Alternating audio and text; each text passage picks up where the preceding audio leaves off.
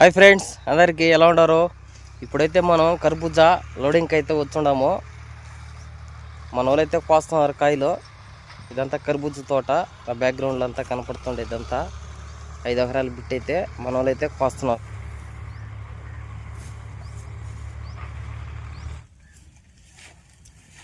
మన వాళ్ళంతా కాయలు కోస్తా అంటే తోట అంతా తిరుగుంటే ఈడ కాయ కోసి పెట్టేస్తుంటారు.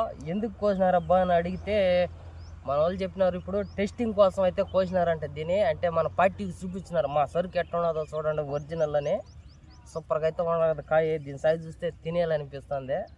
దీన్ని అన్న తినేయన్న అంటే తినేయమన్నారు. దీని మందలు ఏందో చూస్తా. ఓకే ఫ్రెండ్స్, లైక్ చేయండి బో. ఫ్రెండ్స్, కాయ మాత్రం బలం ఉన్నది, ఎర్రగా బలం ఉన్నది. దీని సైజు చూస్తా అంటే తినాలనిపిస్తుంది. చూద్దాం టేస్ట్ ఎట్లున్నదో కూడా చూద్దాం.